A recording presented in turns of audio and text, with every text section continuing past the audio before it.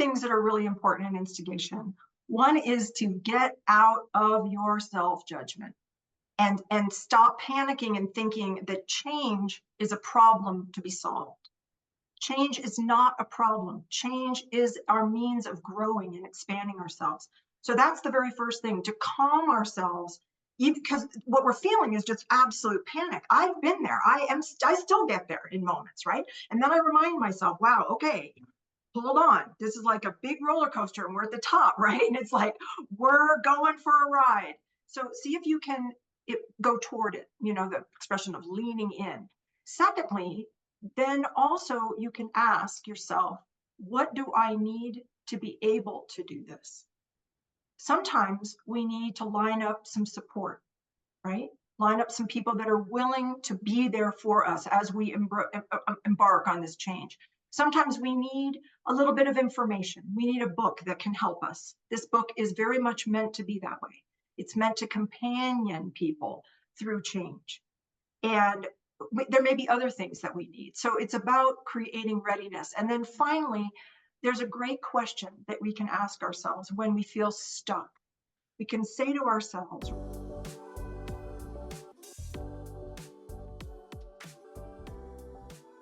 Rebecca, welcome to the Book Thinkers Life-Changing Books podcast. I am very excited to chat with you today. And before I have you introduce yourself or anything like that, I'd actually like to read a quote from chapter 1, page 1 of your book, because I think it'll set us up nicely for this conversation. Here's the quote: "Change. It's a little word that covers a lot of ground. Both noun and verb, it refers to events, a cyclone, a wedding, and processes, aging, metamorphosis, choices, sell a company, have a child, and actions, lose weight, start a capital company. It happens on the smallest scale, sock change, or the largest, climate change. We can decide to make a change or have change foisted upon us. We might see change coming from a long way off, or it might broadside us from out of nowhere." So here's my first question for you. With change meaning so many different things, how the heck did you decide to write a book about change?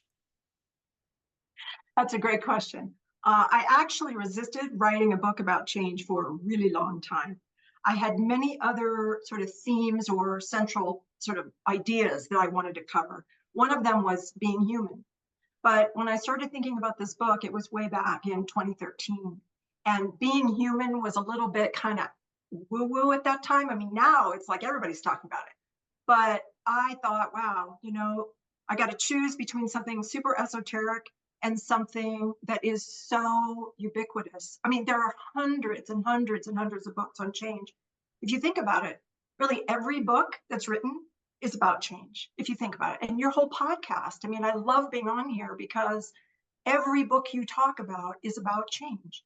Now, so when I finally decided, all right, I'm going to do it, the reason I was able to decide that is because I decided to look at something higher up, a more meta view of change, which means instead of looking at change for what's changing or who's changing or where it's changing or how big or how small, I was going to look at the change process itself. And it's my contention that change has a process very similar to the seasons. We all know what winter, spring, summer, and fall are. And if we say winter, we know what we're talking about. But in change also has a cycle and stages. But without any names, we have to keep describing all the little particulars. And that's why there's so many books on change. So after 30 years of working in change with hundreds of projects, thousands of people, I saw that I was using this sort of change process. And I thought, let's see if I can write it and share it, because I think it'll make change easier for everybody. Well, you just alluded to something, which is that there are so many books on change. You can change your health and your fitness. You can change your relationships. What differentiates your book other than the fact that it's meta and it's about the underlying foundation? Well, so in addition to that, what I like to say about my book is that you can locate all those books inside mine, right? So if there's a book called Wintering, it's a great book. And it's about when we've lost something deeply important to us, we need time. We need time to grieve. But grieving is not just sobbing our eyes out. Grieving is being in the stillness and the quiet of ourselves. And we often need to get away from the day to day, right? The hustle, the bustle, the worldly stuff. And a lot of times people can feel guilty about that, uncomfortable. It can feel like you maybe are a little cuckoo. There's something wrong with you. This whole book about that's called Wintering, interesting that it's named Winter, is about giving yourself permission. It's one woman's story about her doing that. Now, wintering fits right into one of my stages. So I also think that the value of my book is that you'll be able to know which resource to go to depending upon where you are in the cycle, in the process. Does that make sense? So these It books now, does. oh, sorry, these books now will make better sense. They'll have a fit and they'll work together to help you. Yeah, I think that's an interesting way of putting it. I often tell people that my book, Rise of the Reader, helps you get more from the other books that you're reading because I teach how to retain and implement more of the information you consume from podcasts or from other books. And what you're doing is helping people understand where and how to make those changes from the books that they're reading or the information they're consuming from all over the place. Is that like a fair assessment? Well, so I use the word navigation a lot. I mean, we all know that change is a process, right? I think what I notice people struggling with, the ones I coach and work with, is that they don't know where they are in it. They're suffering, they're uncomfortable, they might be resisting it. Understanding where you are, it's very much like in the world. You know, if we're headed somewhere and we know where we're going and where we are, we know how far to drive or whether we need more gas or whether we want to get directions. But if we have no idea where we are, we kind of just sit there. So it's a navigation tool through change, which also helps you to know what book you need, right? Mm, It might be right. that you don't need wintering, you're in a different stage and you need something else, right? So it's kind of a reference, you know, a GPS for where you are in change. I have a ton of things that I'd like to unpack there, but since we've alluded to the four thresholds, do you want to just give everybody a very brief overview of the different stages?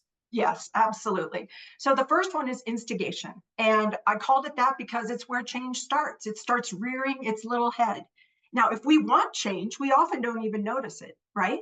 It's just if we get excited and there's something new in the air.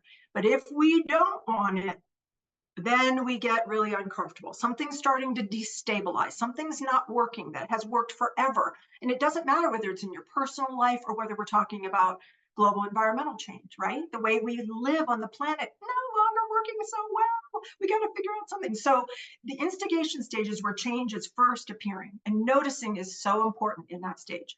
Next is what we call the liminal stage. Now, liminal is a word that wasn't used as much when I first named these stages, and I chose it for a very specific reason. I wanted to draw people's attention to it. It is the place where really nothing can be done about the change you're in. You need to just sit. It's like I always like to say, it's like grapes that have been that are going to be turned into wine, and they sit in a cask. Nobody touches it. It does it on its own. We're the same way. We're a natural force. So change in us has to happen in the dark of the knowing mind. We don't figure it out. We don't try to keep working on it. It's like when you get a bad email and you're trying to come up with an answer and you bang it out and you ask a million people. But if you just sleep on it for a night or two, amazingly, it comes to you. Nobody knows how or why. So that's the liminal where we are supposed to just do nothing about what's changing. Then metabolization. That's where the change has been made internally. But this is where it begins to sprout into the world. We might notice new behaviors that we're doing that we always wish we could and never were able to. We might notice synchronicities. We might notice new opportunities. And also our energy starts returning. We don't feel that need for wintering, for that quiet, for that deep interior time. And then in metabolization, what we're doing is we're playing with how is this new change inside of me going to take form in the world? It's a very exciting stage, but too often people race through it because they've been so miserable in the liminal. They can't wait to grab onto something. But I say, don't play with the bubbles, play with the excitement of these new opportunities. And then, like Goldilocks, you'll find what's just right. And that's when we hit manifestation. And that's the great lauded stage that everybody loves and everybody wants to be in. But manifestation can only happen if we've done the other 3 stages. And it happens bigger and better, the better at the other stages we get. And then guess what? It starts all over again. It never ends. So those are the 4. I love it. Well, thank you for the explanation. And, I think sometimes it's important for me as the host of the podcast to give a little bit of context for everybody listening, since most people know my story and a little bit about our business at Book Thinkers. Change is something that a lot of people struggle with in the business world and in the personal development world. And, I'm definitely not immune to that. And despite having read amazing books, I still feel a lot of resistance to change. And one of the things that we did a few months ago was hire a fractional COO to come in and kind of rebuild the back end infrastructure of our business and put SOPs in place and do a lot of the things that I know we need to do to elevate to the next level and grow our business. But everybody on the team faces a little bit of resistance, and that change becomes more difficult. So what stage would you say that we're in? Like, we've paid for this consulting, we're in the middle of implementing it, it's tough to get everybody on board. Where am I sitting in that process? So what's fascinating about the cycle, right? These 4 thresholds is that everybody is in their own. So you are most likely ahead of where everybody else is in the business. And we need to remember that when we are leading, right? We're leading into change because everything's always changing, right? I mean, we could sit in manifestation for a good long time, but you probably felt something's got to shift here. And you put your finger on it. You made a decision about what it was going to be, systems, strategies, all very good. But right now we've got to get the other people to go through the same process and to get where you are. So if we can remember, I would say to you, look at the 4 stages and ask yourself, where am I? And then where's everybody else?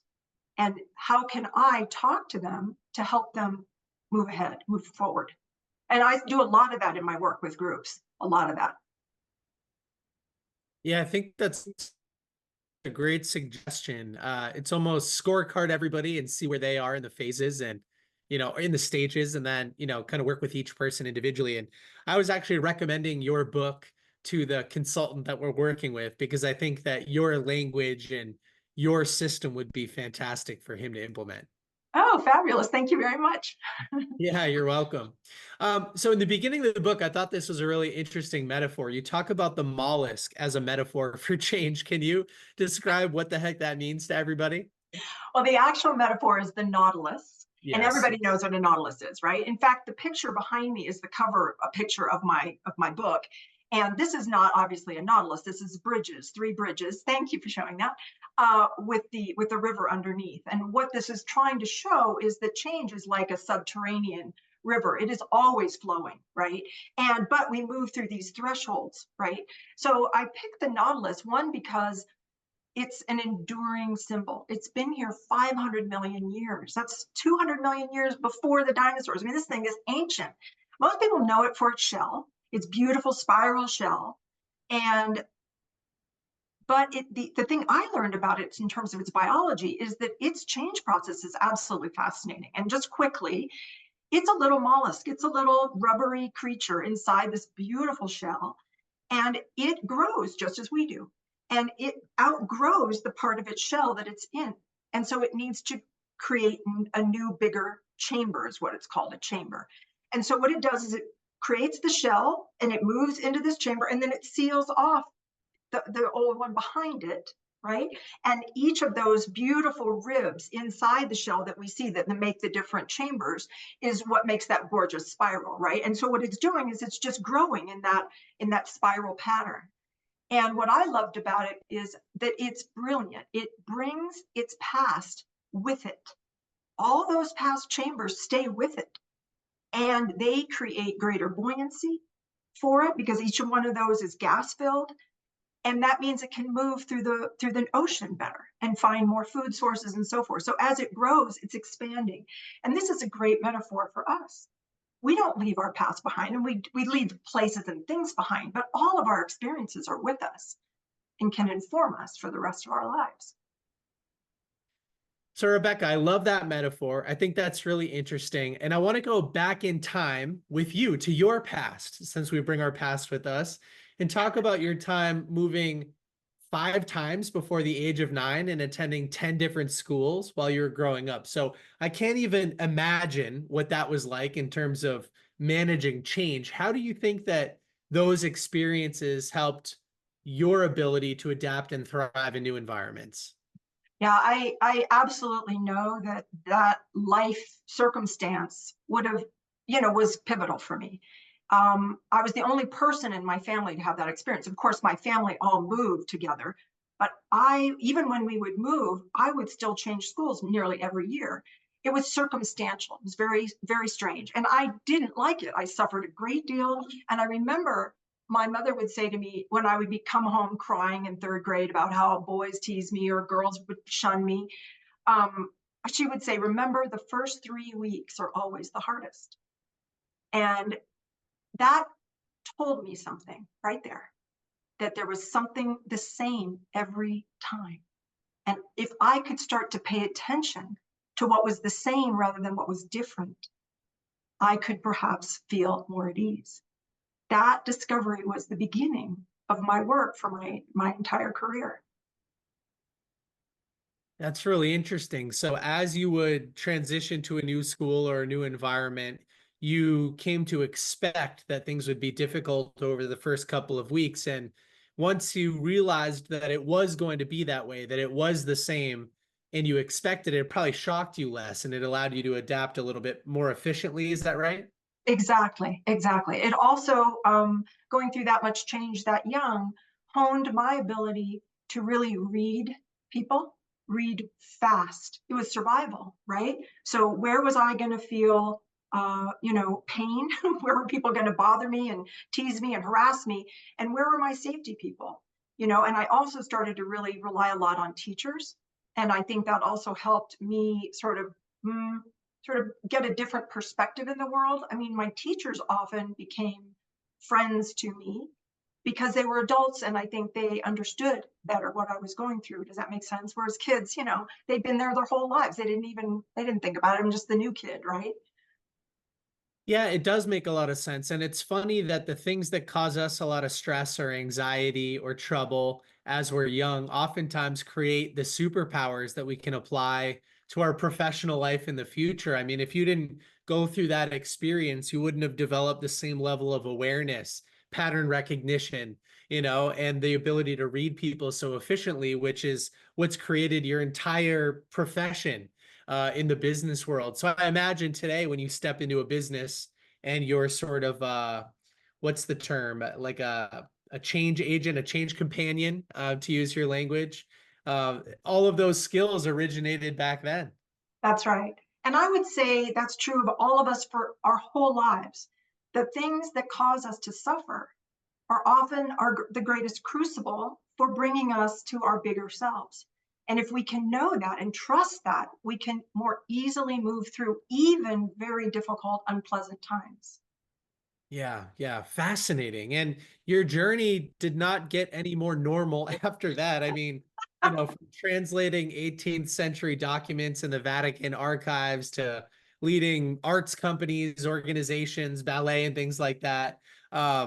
You've had a very diverse background. Do you think that's also helped contribute to your ability to see change happening in so many different areas of life and business?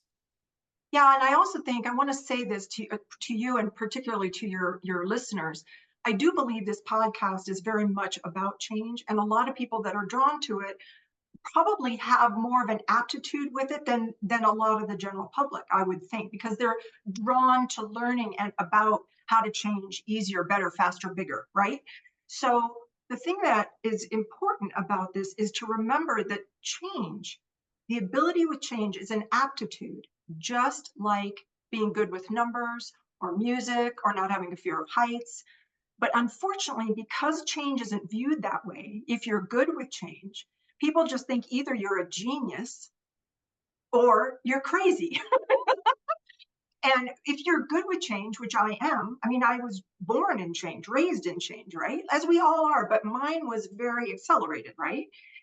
It means that I've got my own aptitude is bigger for change. I want it. I get tired faster of situations, environments, places, work. So that's why consulting for me was perfect, because I could change jobs every, 3 months, 6 months. I could have 5 things going at once. That suited my temperament in change. Now, I want to be clear, having an aptitude for change doesn't make you a better human being. People that stay in the same job or the same marriage or the same, city their whole life, that is fine too. I'm just trying to explain that an aptitude for change can often look like a lot of different things happening in life. I'm sitting here today with Ken Rusk, who has done hundreds of millions of dollars in business. He's also sold tens of thousands of books and changed countless lives. We're sitting here today because he is sponsoring today's episode. So Ken, tell everybody about your course. Well, thank you. I built a course called The Path to a Successful Life. It's designed around trying to get somebody unstuck. Sometimes you're feeling like you're kind of stuck in where you are and you're not really sure what you want your life to look like or how to go about getting it. Well, for the cost of about dinner and a movie and maybe the time you spend on a weekend, you can exactly what you want your future to look like and how to go about getting it. You know the power of vision. That's why you watch podcasts like this. So click the link below, get signed up, and let me know what your experience is like. I have one follow-up question about the Vatican archives. I've always thought the Vatican archives were interesting. So is that an experience where you were actually able to enter a forbidden room and start translating documents, or was it done remotely? What was that like? Wow. Yeah, most people have their idea of the Vatican archives from that movie, the Dan Brown book, and Tom Hanks and whatever. It's nothing like that. It's one of the greatest stories, actually. I was very young, 24, and I just kind of I had some information that led me to think that there might be something in the Vatican that I needed. I first went to the library. They said, no, you need to go next door to the Vatican archives. So long story short, I ended up walking in one day. I was wearing a skirt and a sweater. I knew I needed to wear a dress. You don't wear pants. This was in 1984, by the way, a million years ago. Nothing was online, nothing. The organizational systems of the archives at that time were pretty old themselves. In fact, the index that I used to look for what I was looking for was itself an 18th century manuscript that was kept by this very wealthy family of their archives. Wow. Are you ready? So when I touched it, it was itself an 18th century book. And there were no gloves, no nothing. I walked in, I started talking to the guy at the desk, and he could tell I didn't speak fluent Italian. And so he shunted me off to this father, this priest, who evidently was Scottish. And he looked just like Friar Tuck. He was gigantic, balding, he wore the big brown cassock with the rope around the waist. He was lovely and charming and helpful. And he got me this 18th century index, and we started looking through it. And it was just a bloody miracle it was just, everything was so ordained. It was unbelievable. But I will say, the second day that I went back in, I did the exact same thing I'd done the first day. I went back upstairs. I'd filled out my little request. The way that works is they go back into the archives and get you what you ask for. You're not allowed in there. Absolutely not. You're in a big reading room with desks, like a library. And I was the only person in there anywhere near my age, and the only lay person in there. Everybody else was either a nun in the black outfits or a father in whatever they were wearing. So I stuck out like a sore thumb. But the second day when I went in, I filled out what I was looking for, my request, and I handed it to the man. It was a different man from the day before. And he said to me, okay, where's your permit? And I said, what permit? And he goes, you need to have a permit to work in the Vatican archives, signorina. And I went, okay, well, I was here all yesterday and I didn't have a permit. He just freaked out. So he took me to the director, the Secretary General of the Vatican Archive. And I walk in the room, and the man kind of was looking at me like a little bit laughing, but a little bit trying to, get me in trouble. And he says to me, Signorina, I understand that you snuck in to the Vatican yesterday. And this is all in Italian, by the way. And I said, no, I didn't sneak in. I walked in and I said, look at me. I said, I stick out like a sore thumb. And he said, well, can you describe the guard that let you in? And I thought, I'm not going to get anybody in trouble. So I just told him, he's dark hair. He's about 30. I mean, that describes every Italian man. And so he just laughed and he said, what are you doing here? What do you want? And I said, I'm studying 18th century Italian opera.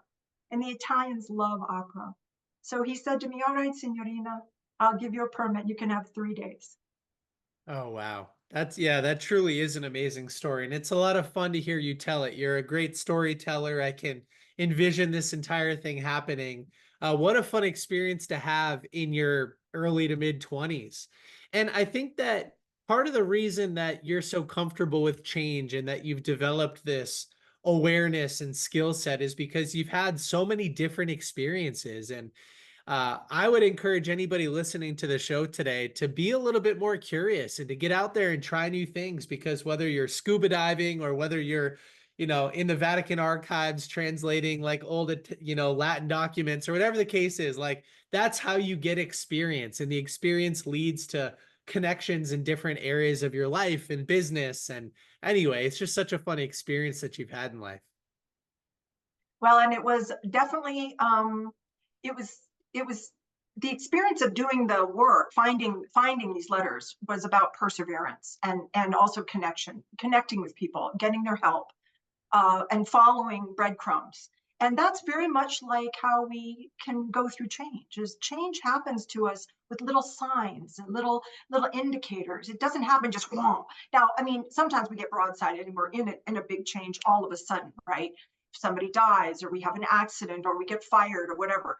But the process of going through change is very much about noticing and being perseverant. The other thing that gave me was an ability to stand back from a situation. And because I wasn't Italian and I didn't live in the 18th century, right? I was able to look at it differently.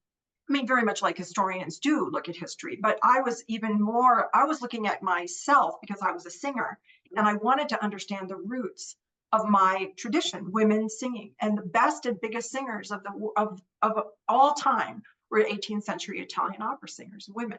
And I wanted to understand their history. And so what I found in the Vatican were 7 letters that were from one of these opera singers to her patron, the person that sponsored her. And they revealed so much about her life. And I'll never forget how it felt to get inside another person's experience and have it connect with my own. It was sublime. Yeah, I can see it on your face. It really does feel like it was sublime for you. I'm curious if there are people that are listening to the show today, and maybe anybody that is listening to the show and has made it this far into the conversation might be more likely to understand the conversation or have context for change or be more, I don't know what the language is, but they're ready for this kind of conversation. But for those that are stuck in the instigation phase, they feel the itch, they're aware of some type of change that needs to take place. Do you have any actionable strategies or practices that people can use to slow things down, to start noticing, to become a little bit more aware? Yeah, so there's 2 things that are really important in instigation. One is to get out of your self-judgment and stop panicking and thinking that change is a problem to be solved.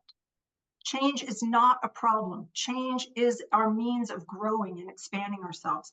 So that's the very first thing, to calm ourselves, because what we're feeling is just absolute panic. I've been there. I still get there in moments, right? And then I remind myself, wow, okay, hold on. This is like a big roller coaster and we're at the top, right? And it's like, we're going for a ride. So see if you can go toward it, the expression of leaning in. Secondly, then also you can ask yourself, what do I need to be able to do this? Sometimes we need to line up some support, right? Line up some people that are willing to be there for us as we embark on this change. Sometimes we need a little bit of information. We need a book that can help us. This book is very much meant to be that way. It's meant to companion people through change. And there may be other things that we need. So it's about creating readiness. And then finally, there's a great question that we can ask ourselves when we feel stuck. We can say to ourselves, rather than berating ourselves, I'm stuck, I can't say that. We can say to ourselves, how is what is happening right now actually helping me to become ready? That's a very empowering question, because it assumes that our stuck strategies are actually helping us. Because remember, change, we need to build the momentum and the energy to go through the entire change process. And if it's something big, we need to build a lot. And our upset and our anger or our panic or our frustration, all of that is energy. And we can see that it's actually, that we can use it to move forward, like, an engine behind us, if you will. So those are some ideas, but the book has many more. Yeah, no, I think those are great answers to the question. And on the companion piece of things, I was reading your recently published Kirkus review before we jumped on, and there's a line in there that says, "This book is a solid primer for those seeking a change companion in literary form." So as we get towards the end of the podcast today, Rebecca, when you initially set out to write this book, who did you have in mind for a target reader? Oh my goodness.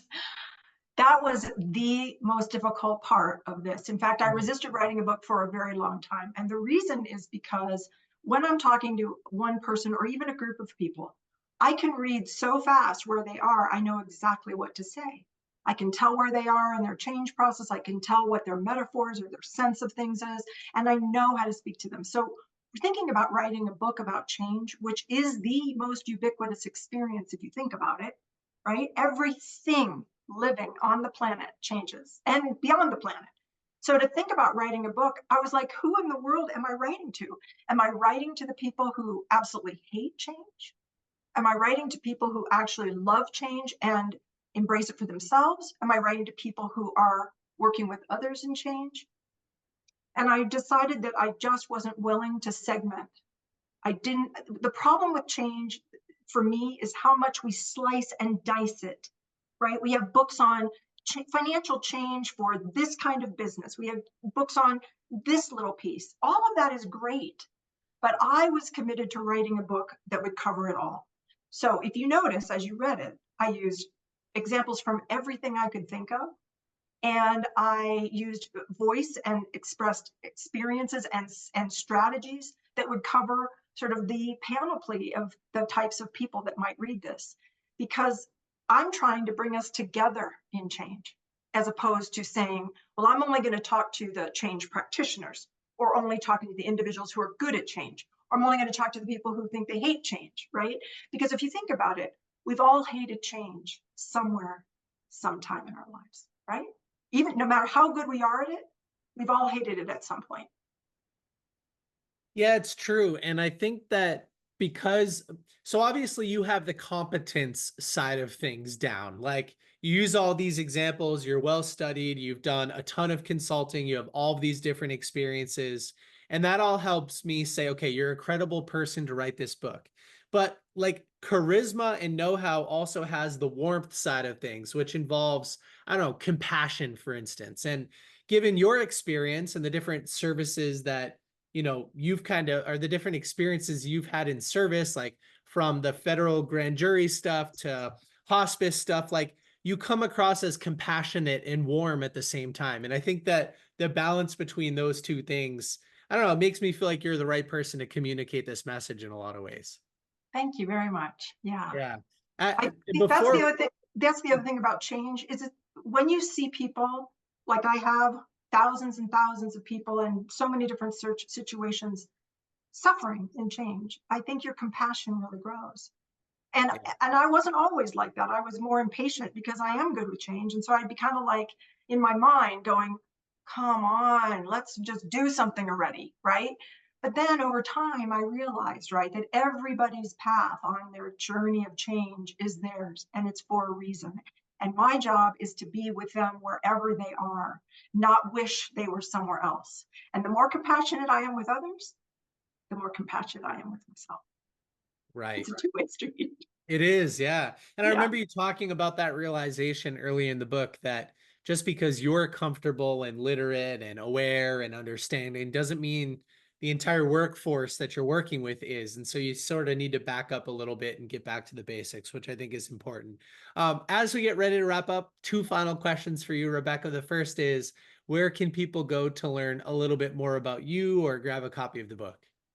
So the book's available October 1st. It'll be on Amazon and a bunch of bookstores. I'm really love bookstores, indies particularly.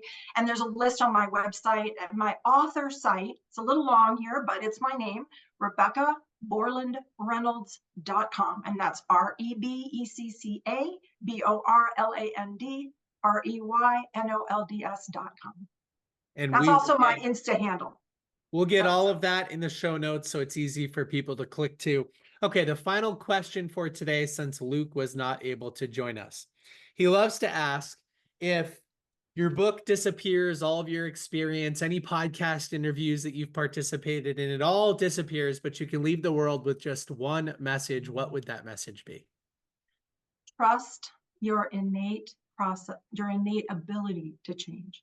And that means pay attention to your life. Notice what comes in. Don't judge it.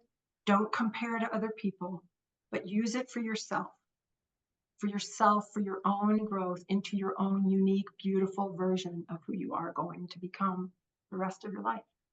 Yeah, it's a beautiful message. It really is. And it reminds me of something you say in the introduction that I wrote down. You said change is as natural and essential as breath. And if you just slow things down and focus on your breath, and you don't compare, like you said, and everything else that you said it much better than I could recap or summarize it.